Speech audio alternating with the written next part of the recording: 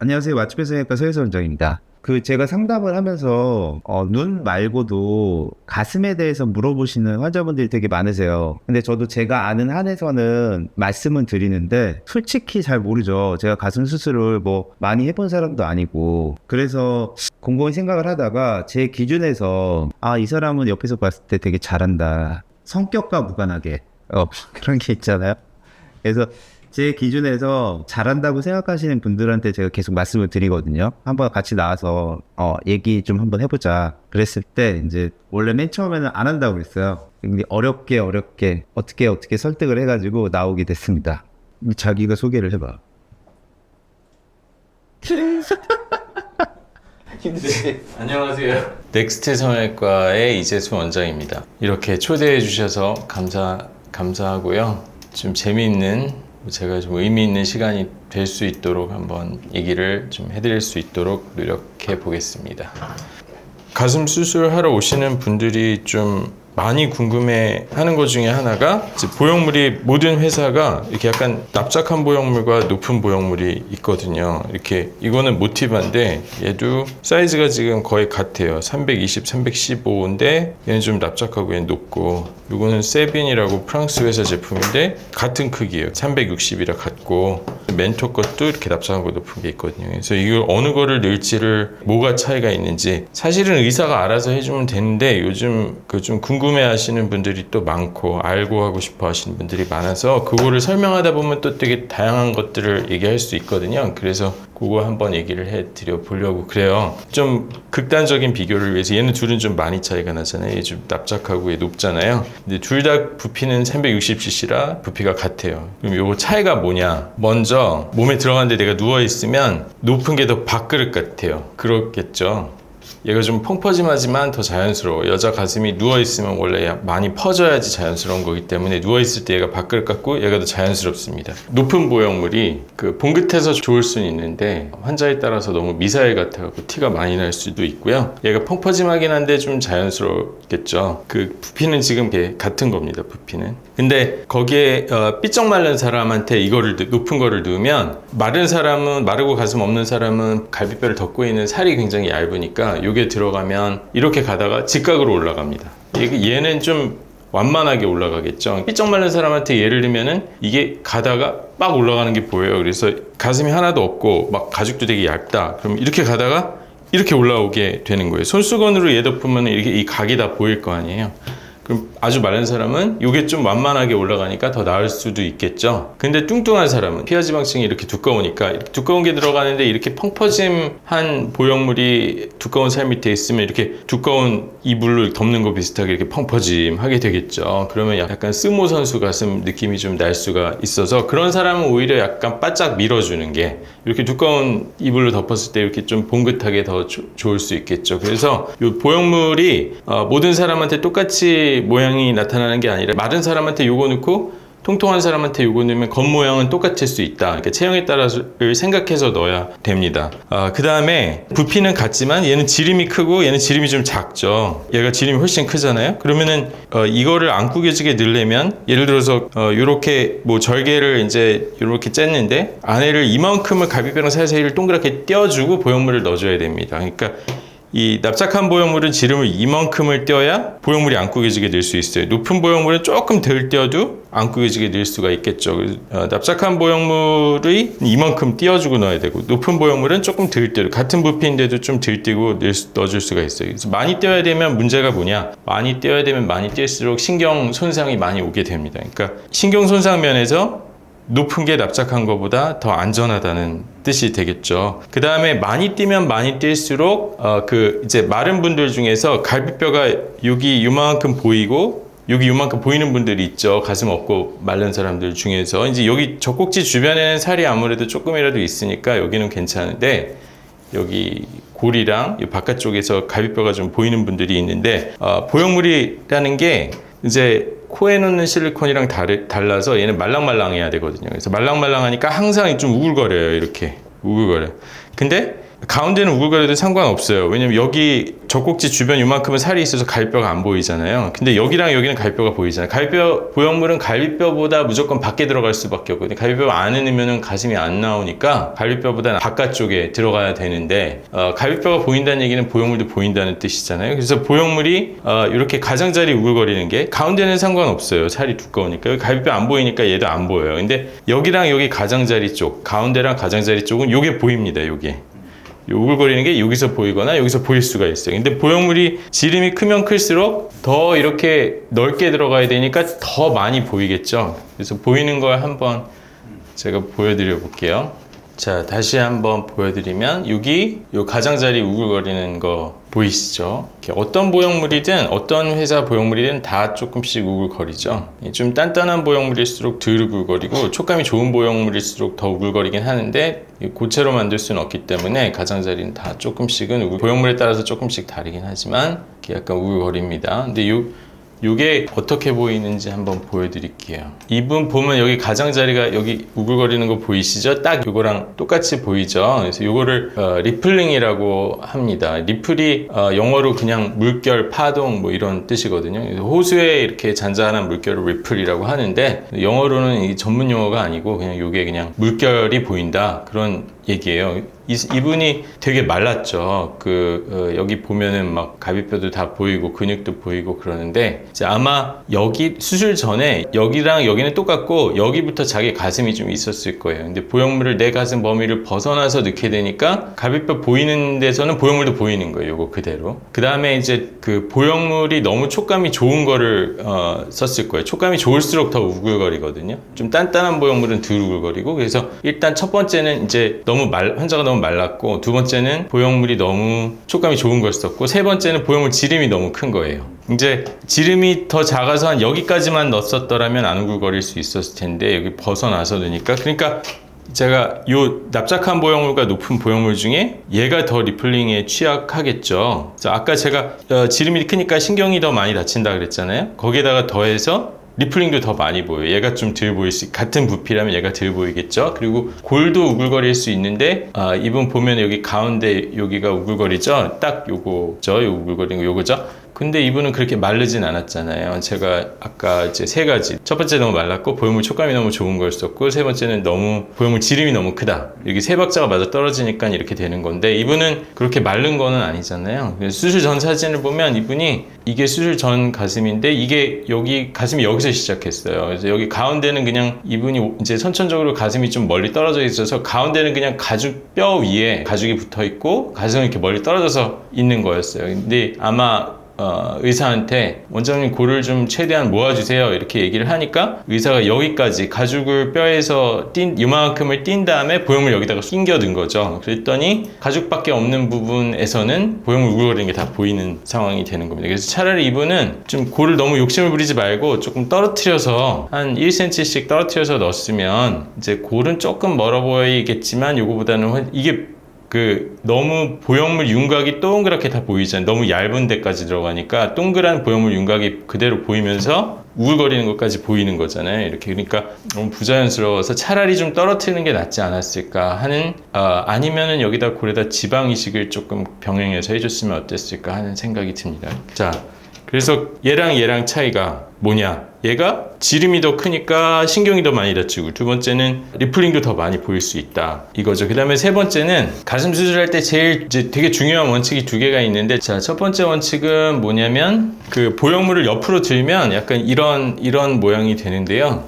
가슴 모양이죠. 제일 뚱뚱한 부분이 중간보다 약간 아래에 있는데 젖꼭지가 여기 와야 돼요. 그래서 내 젖꼭지가 여기 있다 그러면 보형물 이렇게 넣어줘야 돼. 이렇게 넣으면 안 되고 이렇게 넣어도 안 되고 이렇게 넣어줘야 돼. 당연한 거죠. 별거 아니지만 젖꼭지가 여기 와야 돼. 그래야 이 슬라이드 보시면 제일 뚱뚱한 부분이 젖꼭지예요. 이분은 이게 갈비뼈고 이게 살이고 절벽이에요. 젖꼭지 여기 있는데 보형물 이렇게 제일 뚱뚱한 부분이 젖꼭지에 오게 넣어줘야 이런 자연스러운 가슴 모양이 되는 거죠. 보형물을 만약에 너무 위에다 넣으면은 이거는 자 이게 좋은 거고 너무 위에 넣었죠. 이때는 이렇게 되겠죠. 제일 뚱뚱한 부분이 젖꼭지 위에 있으니까 마치 이제 아기가 그네에 타고 있는데 아기 엉덩이를 밀어주는 게 아니라 위에서 줄을 밀어버리면 아기가 앞으로 꼬꾸라지겠죠. 그래서 이렇게 됩니다.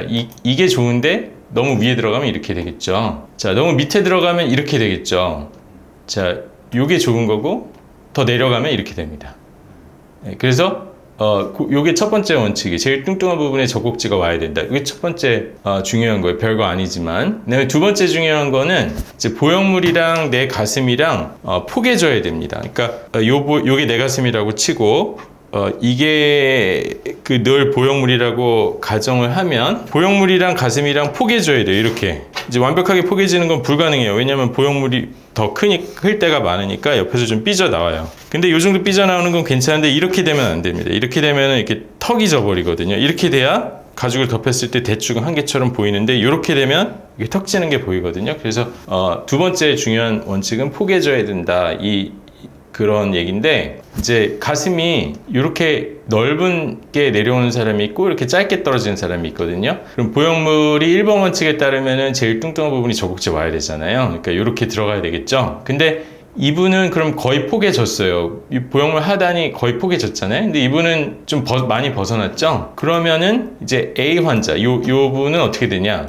요분은 보형물이 이렇게 들어가면 보형물이 내 가슴 밑에 들어가는데 약간 안 포개져서 여기서 살짝 이렇게 여기까지는 그냥 가죽만 있다가 여기서부터 갑자기 두꺼워지잖아요. 그러니까 이렇게 됩니다. 여기 턱이 약간 지는데 이렇게 여기가 이 파란 점이 기존 밑선이 여기고 빨간 점이 보형물이 만드는 새 밑선인데 여기서 보형물밖에 없으니까 이렇게 가다가 갑자기 두꺼워지니까 꺾이겠죠. 근데 특별히 이상해 보이지는 않잖아요. 왜냐면 너무 두 점이 가까우니까 이게 얼핏 보기에는 괜찮아 보이거든요. 그래서 이럴 때는 괜찮은데 그러니까 이 정도 포개지면 괜찮다 이거예요. 이게 턱 지는 게 잘 느껴지지 않는다 이거예요. 근데 이제 B 사람처럼 여기 많이 차이가 나잖아요. 그러면 포개지지 않는 느낌이 들어요. 이렇게 되거든요. 이게 새 밑선은 보형물이 만드는 새 밑선 여기까지 내려오고 기존 밑선이 이 위에 있으니까 이렇게 올라가다 여기서부터 갑자기 두꺼워지니까 이렇게 턱이 지는 거죠. 이렇게 되는 거를 이제 이중주름이라고, 이게 기존 밑선, 여기가 새 밑선이 이중주름이라고 환자들이 많이 얘기를 하는데, 이렇게 이중주름이 생긴 거를 보여드리면 이게 좀 짧은 분이었는데 보형물이 너무 아래까지 벗어나서 드니까 보형물 따로 내 가슴 따로 이렇게 들어간 게 보이는 거죠. 따로 노는 게. 자, 그러면은 이렇게 이분이 짧은 사람이잖아요. 젖꼭지부터 밑선 거리가 짧은, 수직거리가 짧은 사람인데 이렇게 1번 원칙을 지키기 위해서 보형물 제일 뚱뚱한 부분을 젖꼭지까지 내려서 넣으면 이게 벗어나니까 턱이 지는데, 그러면은 안 벗어나게는 위에다 넣으면 되잖아요. 여기까지 올려서 넣으면 되잖아요, 보형물을. 근데 위로 올려 넣으면은 보형물이 제일 뚱뚱한 부분이 젖꼭지 위로 올라타니까 젖꼭지가 땅을 보게 되겠죠. 1번 원칙이 안 지켜졌죠. 그러면 이 얘기를 왜 이렇게 길게 했냐면, 보형물이 이제 높은 게 있고 납작한 게 있잖아요. 그러면 같은 부피라고 치자고, 이것도 300, 이것도 300이라고 치자고. 그러면은 납작한 거는 많이 벗어나게 되거든요. 그러면 납작한 애는 턱이 져도 높은 애는 턱이 안 질 수 있겠죠. 그러니까 다시 이제 얘로 돌아와서 납작하고 높은 게 있는데, 납작한 애가 요 짧은 사람, 이제 아까 A는 상관없는데 B인 분에서는 더 많이 내려와야 되니까, 1번 원칙을 지키려면 제일 뚱뚱한 분 젖꼭지까지 내려야 되니까 이중주름이 더 많이 생길 수 있겠죠. 그러니까 그 높은 게 더 안전하겠죠. 그래서 이제 높은 게 더 안전한 게 이제 세 가지가 있는데, 첫 번째는 같은 부피일 경우에 지름이 더 작으니까 신경이 덜 다치고, 그 다음에 리플링 아주 마른 사람에서 뚱뚱한 사람은 상관없는데, 마른 분은 이제 이게 마른 분은 리플링 보일 수 있는 분은 높은 게 리플링이 덜 보일 수 있겠고, 그 다음에 젖꼭지부터 밑선거리가 긴 사람은 상관없는데 짧은 분은 높은 게 들어가야 이중주름이 덜 지겠죠. 예, 그래서 결론적으로 얘기하면 같은 부피라면 높은 게 더 안전하겠죠. 세 가지 전부 다 높은 게 더 안전하겠죠. 그 다음에 마지막으로 촉감이 되게 달라요. 납작한 애는 펼쳐놓은 거기 때문에 되게 말랑말랑해요. 네, 높은 애는 가운데 뭉쳐놓은 거라서 더 단단하거든요. 이게 처음에 가슴 수술을 하면은 이게 그 없던 거를 여기다가 쑤셔 넣는 거잖아요. 그래서 이게 엄청 낑겨요. 그래서 이렇게 꽉 낑겨요. 무슨 운동화 220짜리 사가지고 발 240인 사람이 신는 것처럼 엄청 낑겨요. 근데 이제 계속 신다 보면 운동화가 늘어나겠죠. 그래서 점차 이렇게 좀 말랑말랑해도 한번 눌러보세요. 이렇게 되는 거거든요. 근데 6개월이 지나도 이제 운동화 220짜리 사서 처음에 신으면 막 피 한 통 해갖고 막 발 저리고 그러겠죠. 6개월 정도 되면 운동화가 좀 늘어나잖아요. 근데 늘어난다고 해도 여전히 낑겨요. 운동화는 220이니까. 좀 덜 낑기는, 초반보다 덜 낑기는 거지. 그래서 어떤 보형물을 넣어도 실제 가슴보다는 낑기기 때문에 실제 가슴이랑 똑같을 거라고 생각하면 안 되고, 좀 낑겨서 좀 단단해요. 실제 가슴보다는. 그리고 근데 크기도 중요해요. 크기가 클수록 더 낑기니까 6개월 후에도 더 단단하겠죠. 크기가 작을수록 더 말랑말랑. 근데 크기가 동일하다면 납작한 애가 항상 촉감이 더 좋아요. 그래서 차이는 이제 그게 끝이에요. 이제 외우면 되는데 어떻게 외우냐? 납작한 애가 자연스럽다고 외워주시면 돼요. 얘가 모양도 자연스럽고 누웠을 때 들밥그릇 같고. 근데 대신에 얘가 조금 더 위험하죠. 지름이 더 크니까 신경 더 많이 다치고 리플링 더 많이 생길 수 있고, 그리고 이중주름도 이제 저구지부터 일상거리가 긴 사람은 상관없는데 짧은 사람은 이중주름도 더 많이 생기니까 이게 조금 더 위험한 거죠. 그러니까 이게 자연스러운데 촉감도 자연스럽고 모양도 자연스러운데 조금 더 위험하다, 이렇게 기억해 주시면 되고요. 얘가 봉긋하고 안전하죠.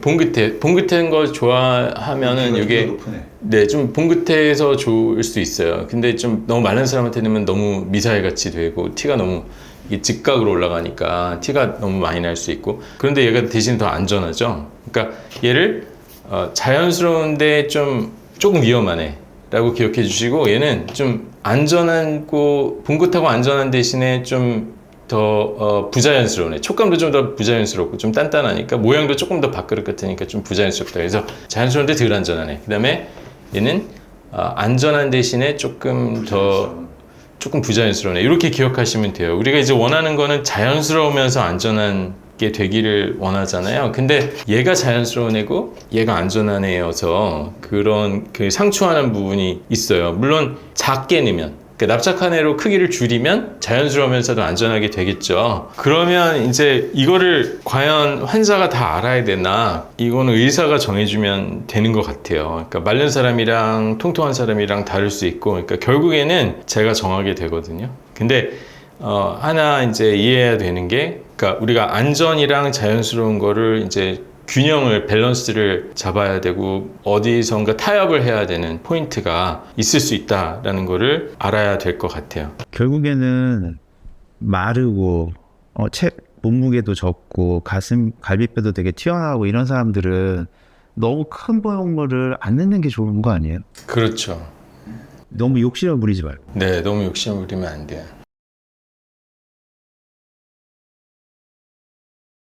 컵 크기는 납작한 거냐 높은 거냐랑은 크게 관계가 없는 것 같고, 크기랑 부피랑 관계가 훨씬 더 큰 것 같아요. 그러니까 높은 게 더 많이 커지고 납작한 게 덜 커지냐, 그게 아니라 커지는 만큼 커지는 거니까. 그러면 300cc 정도 보형물을 넣으면은 대략 2컵 커지니까 가슴이 A컵인데 완전 절벽 A컵이다. 그러면은 C인데 C 완전 초반이 되는 거죠. 그 A 초반이었으니까 A 초반에서 2컵 커지면 풀 C는 아니죠. C 초반이 되는 거죠. 그러니까 C 초반은 풀 B인지 C인지 헷갈리는 그런 정도의 크기겠죠. 네, 그러니까 그렇게 된다.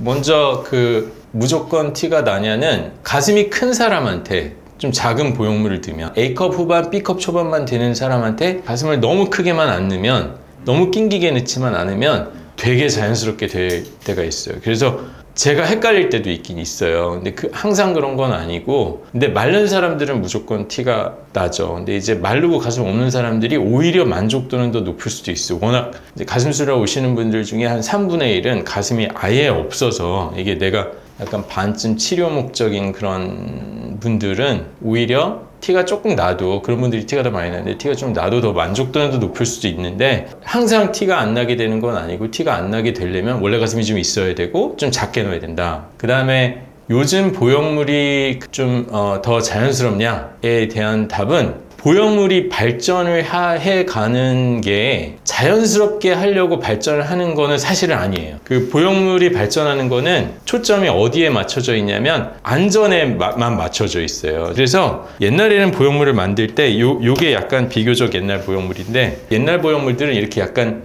파여 있어요. 이렇게.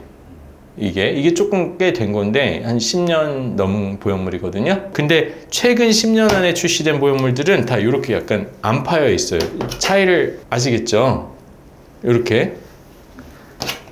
얘도 요즘에 나온 건데 얘도 이렇게 생겼죠. 이 옛날 거는 이렇게 좀 파여 있어요. 이렇게. 그러니까 이게 왜 그러냐면, 옛날에 처음에 보형물 만들 때 이게 빵빵하게 채워버리면 촉감이 나빠지잖아요. 그래서 일부러 이렇게 언더필링을 덜 채워서 만들었어요. 리플링도 줄어드는.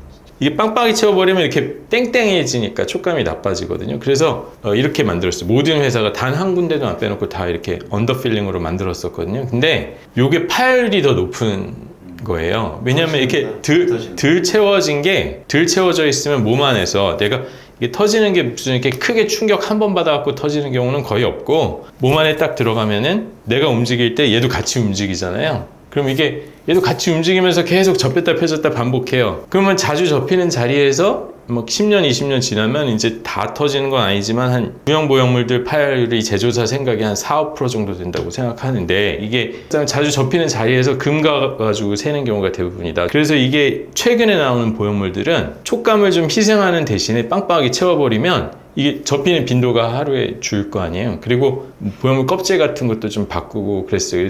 그리고 실제 통계적으로 봐도 최근 보형물이 파열이 조금 더 낮거든요. 보형물이 나아지면서 촉감이 좋아졌냐는 아닌 거죠. 신형 보형물들이 조금 더 단단해요. 다른 조건이 똑같으면 오히려 조금 더 단단해요. 그러니까 보형물의 발전은 그런 촉감 조금 더 좋고 말고 그런 거는 크게 신경 안 쓰고 무조건 안전을 위해서만 발전해 가는 거기 때문에, 보통 우리가 접근하는 방식이 크게 봐서 세 가지 할까요? 겨드랑이로 할 수도 있고, 밑선으로 할 수도 있고, 유륜으로도 할 수 있고, 배꼽은 요새는 좀 안 하는 경향이 있고, 보통 환자들이 어느 접근 방법을 더 많이 선호하나요? 환자들이 겨드랑이로 제일 많이 할 거야 이렇게 생각하는 분들이 좀 많이 있는 것 같은데, 미국은 압도적으로 밑선이 제일 많아요. 한국도 똑같아요. 그래서 한국은 그래도 한국도 밑선이 제일 많아요. 한 6 정도 되는 것 같고, 평균으로 내면 6 정도 되고, 그 다음에 겨드랑이가 4 정도 되는 것 같아요.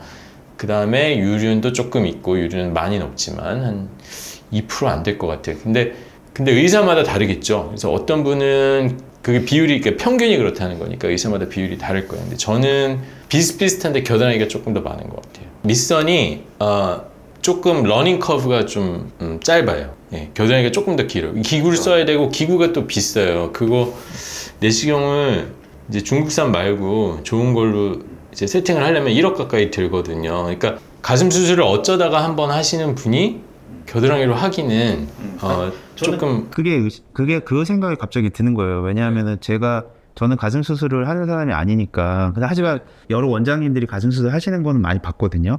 근데 제가 옆에서 봤을 때 밑선으로 하는 거는 확실히 러닝커브가 짧아. 겨드랑이로 하는 건 내시경 한다는 거니까. 물론 내시경 안 하고도 할 수 있지만. 근데 옛날 우리 스텝 선생님은 겨드랑이 열고 그냥 다 긁어버리고 그냥 빼놓고 그냥 나왔으니까. 근데 제대로 하시는 분들은 내시경을 해가지고 이거 다 박리하고 신경 다 하긴 하고 늑골 다 하긴 하고, 선생님도 그렇게 하더만 보니까. 일단 맨 처음에 하는 사람이 밑선도 잘 하려면은 좀 오래 걸리지만, 그냥 이렇게 내가 초보자가 이렇게 대충 해가지고 이렇게 하기에는 밑선이 조금 더 수월할 수는, 그리고 수술 시간도 조금 더 오래 걸려요. 그 다음에 밑선이 조금 회복이 빨라요. 그러니까 밑선은 여기 째갖고 여기 수술하는 건데, 겨드랑이는 여기를 째서 여기 째고 내려와서 여기 수술해야 되잖아요. 그러니까 겨드랑이가 더 째는 거예요. 결국에는 여기 수술하는 건 동일한데 멀리 떨어져서 들어와 갖고 수술을 해야 되니까 이 통로만큼 더 절개를 해야 되기 때문에, 그러면 회복 기간 조금 더 걸리고, 그리고 조금 덜 아프고, 많이 차이 나진 않는데 조금 덜 아프겠죠. 덜 째면 덜 아프니까. 조금 더 덜 아프다. 그렇죠. 그래서 그런 것 때문에 밑선을 선호하시는 분도 있기는 있고, 그 다음에 뭐 겨드랑이도 흉이 안 남는다는 건 아니거든요. 둘 다 남아요. 둘 다 흉이 남는데, 세 분을 수술을 하면 겨드랑이든 밑선이든 한 분은 이제 한 1, 2년 걸리긴 하겠지만 되게 희미하게 되거든요. 근데 한 분만 되게 희미하게 돼요. 한 분은 그냥 좀 빵 보여요. 그리고 한 분은 3명이니까 마지막 한 분은 중간 어딘가가 되거든요. 근데 이제 겨드랑이는 아주 희미하거나 중간만 돼도 여기 주름들이 있잖아요. 그러면 주름이랑 헷갈리는 느낌이 좀 날 수가 있어요. 선이 보이긴 하는데 이게 주름인지 흉인지 더 진한 주름이 있으면. 그래서 자, 겨드랑이를 찔 때 주름이 이제 한 4개, 3개 정도 있다고 치면, 사람마다 좀 다른데 주름 개수가 어떤 분은 이제 진한 주름 2개, 연한 주름 하나 있거나, 어떤 분은 뭐 연한 주름 3개에 진한 주름 하나 있거나 이럴 수 있잖아요. 그러면은 진한 주름은 안 째요. 진한 주름은 놔두고, 제일 진한 거는 놔두고, 그 사이를 째거나 아니면 연안의 중에 하나를 째는 거죠. 그러면 흉이 나중에 아주 희미하거나 중간만 돼도 선이 보이긴 하는데 위아래로 더 진한 게 있으면 이게 헷갈리잖아요. 이게 주름이냐 선은 분명히 보이지만 뭔지 헷갈리잖아요. 근데 밑선은 이제 헷갈릴 게 없으니까 조금 더 보이는데 근데 겨드랑이도 선명하게 보일 수 있잖아요. 근데 요가 강사나 필라테스 강사 같은 경우는 겨드랑이 노출시키는 일이 되게 많잖아요. 그래서 그런 분들은 그냥 다 밑선으로 하세요. 밑선은 일단 옷 입으면 절대 안 보이는 데니까 그런 장점이 있어요. 이물질을 조그만 거는 게 아니라 이따만하고 넣어놨잖아요. 2개나. 그래서 이물감이 있어요. 근데 이게 또 되게 주관적인 게 제가 피트니스 모델 하시는 분들이 가슴 수술 좀 많이 하는데 운동도 되게 많이 하고 막 그러는데 하나도 안 불편해요. 아무렇지도 않다고 그냥 내 거 같아요 이렇게 얘기하는 분들도 있는가 하면 제가 봤을 때 구형구축도 없고 되게 좋은데 그런데 뭔가 이물감이 느껴진다 이런 분도 있거든요. 그래서 이거는 좀 이제 본인이 얼마나 예민한 한 사람이냐 아니냐에 따라서 굉장히 다른 것 같아요. 그래서 제 생각에 이제 내가 굉장히 예민한 성격이라면 좀 작게 내는 게 나을 것 같아요. 작을수록 아무래도 내 살 비율이 높아지기 때문에 덜 느낄 가능성이 높거든요. 가슴에 대한 궁금한 얘기가 좀 더 풀렸으면 좋겠어요. 제가 눈 위주로 수술을 하다 보니까 가슴에 대해서 말씀을 드릴 기회가 거의 없었거든요. 그리고 솔직히 제가 하는 얘기가 제가 뭐 가슴 수술을 뭐 얼마나 해봤겠어요. 가슴 수술 옆에 7,000번 한 사람한테 듣는 거하고 저한테 듣는 거하고는 느낌이 다르잖아요. 가슴 수술 계획하고 계셨던지 아니면은 내가 뭐 당장 이제 가슴 수술을 해야겠다. 실제로 상담을 받아보진 않았지만 이런 분들이 이거 들으셨으면은 좋은 얘기일 것 같아요.